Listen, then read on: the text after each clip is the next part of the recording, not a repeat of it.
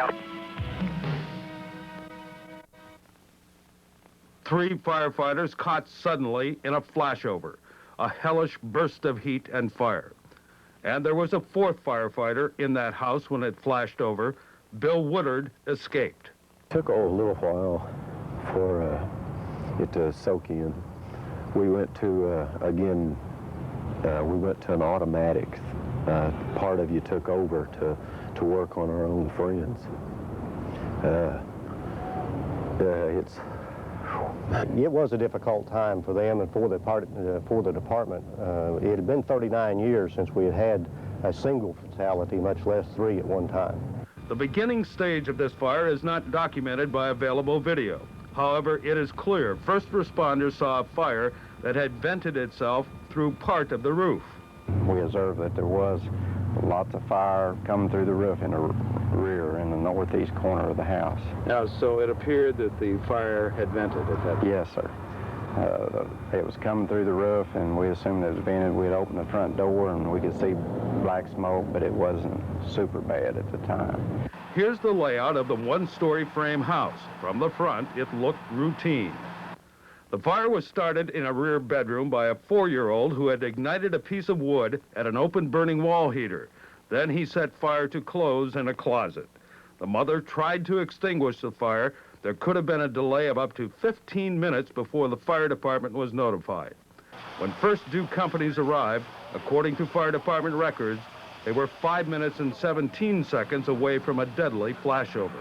We had 1 line laid to the fire, and we had 2 pre-connects off and 1 booster line to protect the exposures. At this point, we all went to the front. The 2 of us did, the officer and myself, and he sent 2 other of the squad crew to the back of the house to check it out. And we entered into the structure, the officer and I did, with the other 2 members of an engine crew. With an inch and 3/4 line, Captain Benny Zellner of Engine 8, Captain Jimmy Ayers of Squad 21, and firefighter Jeff Lindsay of Engine 21 entered the structure and made their way through a 30-foot-long living room to a position near the closet where the fire was set. Some of their actions remain supposition, but here's what investigators believe happened. They had advanced into the front room of the structure, knocked down what they thought was the main body of the fire. At that point, it appears that they laid the line down and were exiting the building. At that point, a flashover occurred through that same room that they were in and engulfed the firefighters in flame. They felt that they had knocked the fire down, as far as you can tell. That's the information we have at this point. They thought they had, from their vantage point, they thought they had the fire knocked down. They were exiting because of that? Because of that, right. And here is what Bill Woodard saw and did from his position near the entrance. Well, I came in the door, and I just went to my knees right here, and I encountered one of those folding wall partitions. I just folded it up, leaned it against the wall, and went to the window, found the window, and tried opening it. And it wouldn't open, so I stood to raise it up, and then my ears started burning and went back to my knees right here. And that's when I turned and looked, and it was rolling through. Made one jump to the door and then another jump out the door. I came back in with a hose line. Of course, some of the walls are down right now. It's not quite the same, but I made it to right here, and the fire kept rolling. I could knock it down and it'd come right back, and I'd knock it down and it'd come right back. And I was already out of air in my bottle when I entered. My bell was already ringing, and I sucked it down to 0, and I had to go on out. That's when some of the other crew came in, and I went out and started going to the windows trying to holler for them, find out if they'd made it on through. And in actuality, when I made it to right here with the hose line, Jeff's laying right here and Captain Zellner are just right here. But of course, I couldn't have seen them.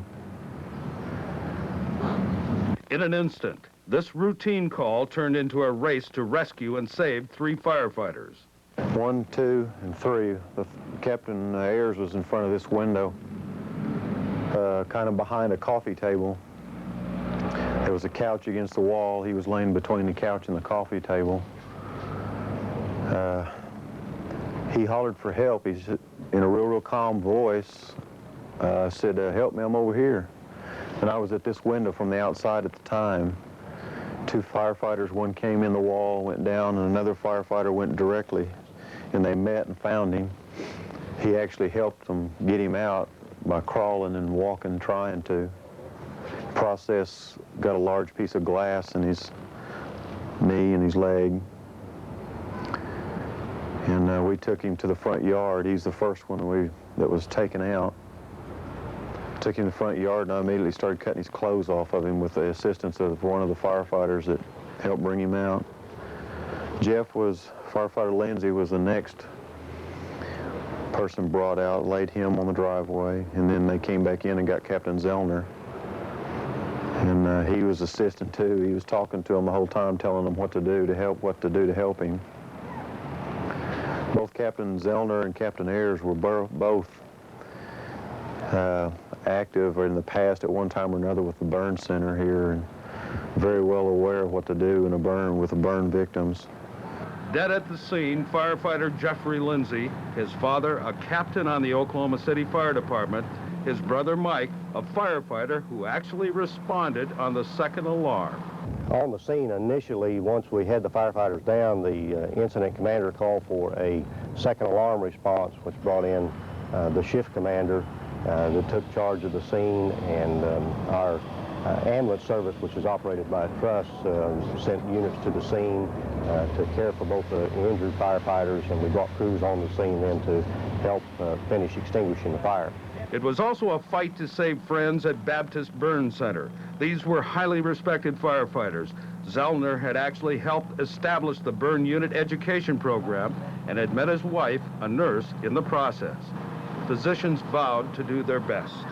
These guys are tough, and they're going to fight. And if they're going to fight, we're going to fight. No holds will be barred. We've definitely not written them off. We're not just keeping them comfortable and waiting. We're working night and day, and we're going to do everything we know how to do to save their lives. It would prove too much. The 2 firefighters were burned over more than 65% of their bodies. The flashover so severe, it destroyed their protective gear.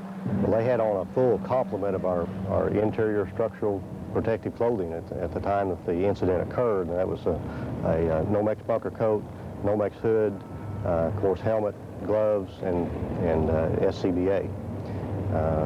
What did the flashover do to that protective clothing? It pretty much disintegrated most of the gear, the hoods, the protective coats, and the boots were all damaged severely in the fire.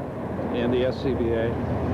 The SCBA also failed from the standpoint of the breathing tube. The straps essentially gave way off of all 3 of the firefighters. Ayers would pass away the next day. Zellner would lose his fight for life 27 days later.